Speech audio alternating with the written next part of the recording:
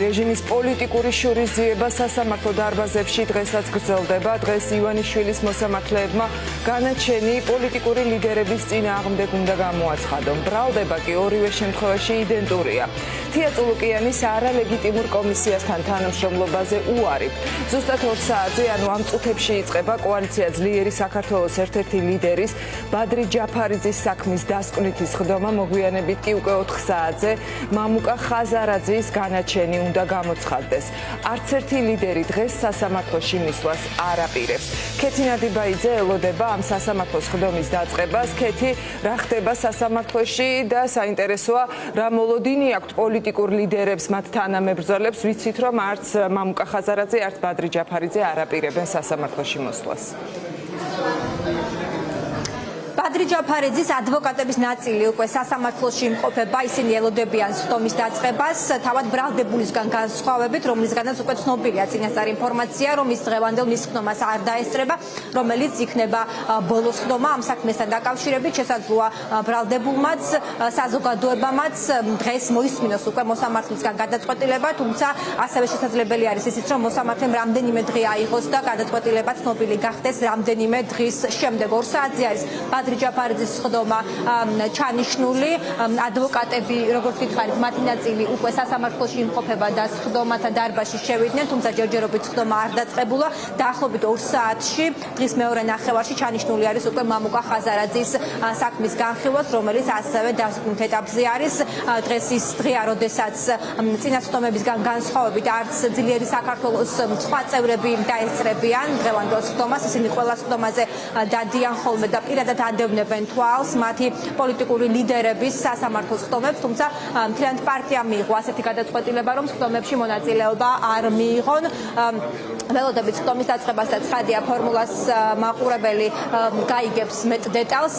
ვხედავ ახლა ძლიერი საქართველოს წევრების ნაწილი, როგორც ჩანს, აპირებს მაინც სხდომაზე დასწრებას, მიუხედავად იმისა, რომ როგორც აღვნიშნეთ, პარტიის პოზიცია არის ასეთი, რომ ისინი არ აპირებენ სპექტაკლში მონაწილეობის მიღებას, ასე ფასდება სწორედ მათი მხრიდან ეს საქმეები. ბატონო ვატო, მოგესალმებით. პირდაპირ ეთერში მუშაობთ და თუ შეიძლება რამდენიმე წუთს წაგართმევთ, მიუხედავად იმისა, რომ თქვენი პარტიის ლიდერები დღევანდელ სხდომას არ ესწრებიან, როგორც ჩანს, თქვენ მაინც მიიღეთ გადაწყვეტილება, რომ პირადად ნახოთ ადგილზე და თვალი მიადევნოთ განხილვებს, ხომ? რატომ გადაწყვეტეთ აქ მოსვლა და მოლოდინები როგორია თქვენი? იცით რომ არ მოდიან ჩვენი ლიდერები, მაგრამ დღეს სხვა პროცესებიც არის, მაგალითად საბას ხვიტარიძესი, კუციასი და მე იცით რომ ალბათ სუდავდივარ და ამიტომაც გადავწყვეტე რომ დღეს მოსულიყავი და ამ ადამიანს გულშემატკივრა და რა თქმა უნდა აქავარ და გავიგებ კიდევაც რა ხდება ჩვენს პროცესზე. მოლოდინი თუ გაიგეთ, ყველაფერი შესაძლებელია. შეიძლება დღეს გადადონ. შეიძლება დაიჭირონ კიდევაც, შეიძლება დაგვაჯარიმონ. ამიტომაც სამწუხაროდ ვერავითარი პროგნოზების გაკეთება შეუძლებელია. ამიტომაც აქაც მოვედი და რა თქმა უნდა იმ ბიჭების პროცესებზე, რომელიც მართლა რეჟიმის მძევლები არიან. დიდი მადლობა. უსმენთ ვატო სურგულაძეს, რომელიც ძლიერი საქართველოს ერთ-ერთი წევრია, როგორც მოისმენთ, მან დაგვიდასტურა ინფორმაცია, რომ პარტიის ლიდერები დღევანდელ სხდომებს არ დაესწრებიან, თუმცა პარტიის წევრების ნაწილმა, როგორც ჩანს, მიიღო მაინც გადაწყვეტილება, რომ პირადად თვალი მიადევნოს ამ სხდომას. დღეს სხდომათა დარბაზში მედია ველოდებით ასეთ სურათს, რომ ძირითადად იქნებიან წარმოდგენილი მხარეები, მედიის წარმომადგენელი და შესაძლოა რამდენიმე დამწრე. ზვიად კორძაძეს ხედავ. ბატონო ზვიად, მოგესალმებით. ბადრი ჯაფარიძის ერთ-ერთი ადვოკატი გახოთ. ბატონო ზვიადი, გვითხარით თუ შეიძლება პირველ რიგში რატომ არ მიიღებს დღევანდელ სხდომაში მონაწილეობას ბრალდებული?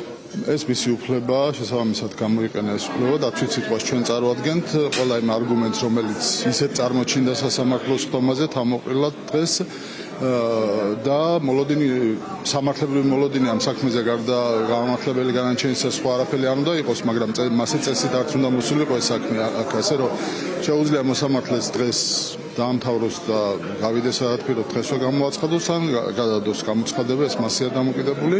განჩენს. ყოველ შემთხვევაში დღეს არის ბოლო სხდომა და მოსამართლე დასმით სიტყვარი დარჩა. როგორ ფიქრობთ, ანუ დღესვე რამდენად არის შესაძლებელი, რომ მოსამართლის მხრიდან ან რამდენად ელოდებით, რომ დღესვე შეიძლება? მე ამას ვერ მოგახსენებთ, იმიტომ რომ მაგალითად სხვა იდენტური გადადო, მაგრამ შეუძლია არ გადადოს, ეს დღიანთ მასზე არის დამოუკიდებელი. გამამართლებელი განაჩენის ვერსიას განიხილავთ თუნდაც მცირე პროცენტით. რა არის, იცით, მე ვინაიდან იურისტი ვარ და ადვოკატი ვარ და სამართლიდან საუბრობ, სხვა ვერსიას აქ არც განვიხილავ და სხვა რამე თუ შემოვიდა ამ საქმეში გარდა გამამართლებელი განაჩენისა, ეს უკვე იქნება არა იურიდიული არგუმენტი.